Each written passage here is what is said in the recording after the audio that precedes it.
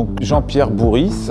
Mon parcours professionnel, en quelques mots, j'ai choisi d'être pâtissier, chocolatier, glacier, confiseur. Au départ, je voulais être joaillier, mais je n'étais pas assez intelligent. Et à un moment donné, je suis passé du côté obscur, je suis allé en salle. Je me suis dit que me lever tous les matins à 2h du mat, c'était vraiment pas mon truc. Je me suis dit être aubergiste, ça va être 100 fois plus simple et beaucoup plus drôle.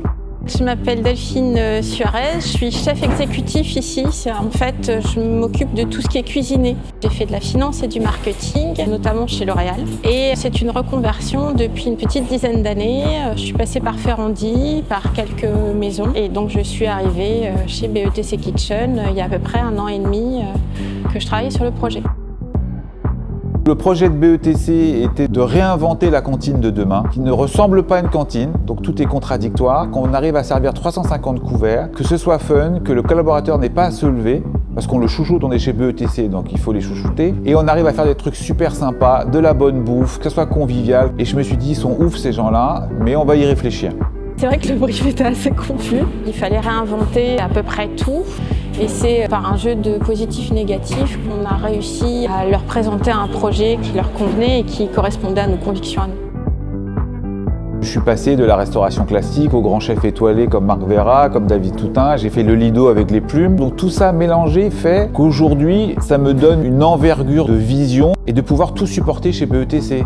Parce que quand Rémi m'a vendu les flamants roses, je me voyais déjà avec les plumes du Lido et que ça allait être top. Pour l'instant, j'ai vu que des corbeaux noirs. Mais je commence à voir quelques flamants roses s'approcher, donc je me dis que c'est bon signe. Ça a été dur, j'avais sous-estimé peut-être la difficulté. On a eu vraiment des aides très précieuses chez BETC, on a eu pas mal de déboires et en même temps, ceux qui nous ont épaulés vraiment. Donc ces gens-là, j'aurais pas assez de temps pour les remercier. Sur ce projet, on a beaucoup réfléchi, on n'a pas trouvé les bonnes idées tout de suite, mais un vendredi matin, après une bonne soirée tequila, Delphine a eu l'idée du plat à partager et de là, tout est parti. Alors moi, je me suis formée en fait pendant 1 an et demi à tout ce qui est normes nutritionnelles, restauration collective. Ce qui était assez compliqué, c'était de faire de la vraie cuisine à grosse échelle. Ah, on est carrément comme dans un restaurant. Et il y a un service à table avec des vrais chefs de rang. Là aussi, c'est un peu une difficulté pour nous parce que normalement, dans la restauration collective, le gros du boulot se fait le matin. Là, on va tout dresser en fait. Donc il y a un coup de feu le matin au niveau de la préparation et un coup de feu le midi.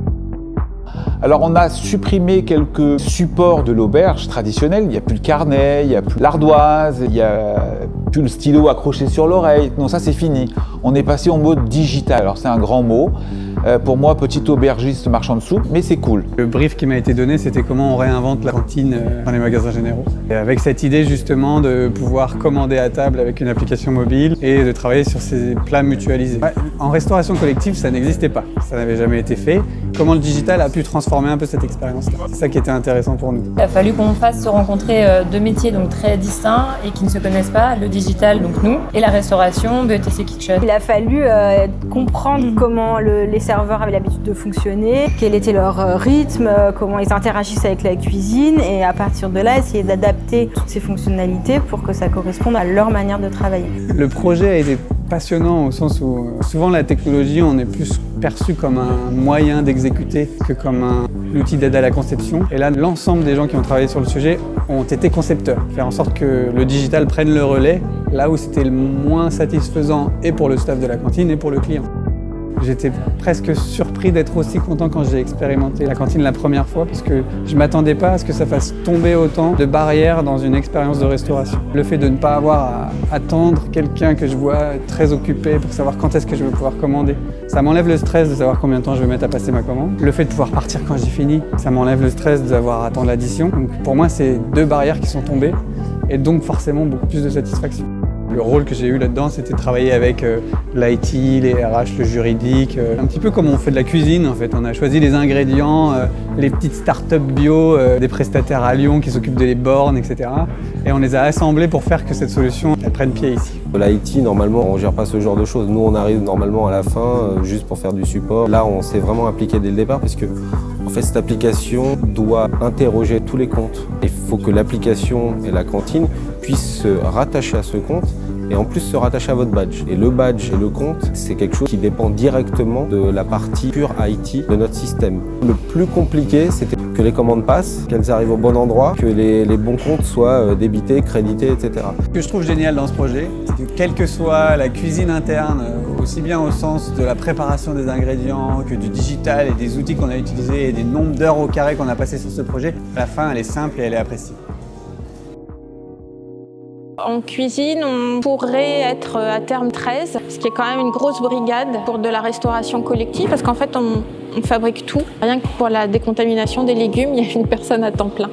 Parce qu'on fait des vrais légumes qui sortent pas de sachet et qui sont pas surgelés, donc du coup, ça nous demande beaucoup de temps. Il y a quand même 2 piliers principaux. C'est Sandro qui est chef de production et qui gère aussi toutes les cuissons, toute la partie salée. Et Jonathan qui est chef pâtissier et qui gère les entrées et les desserts. Sandro est quelqu'un avec qui je travaille depuis plus de 6 ans maintenant. On s'est rencontrés quand on faisait nos études à Ferrandi. C'est un vrai coup de cœur professionnel en fait.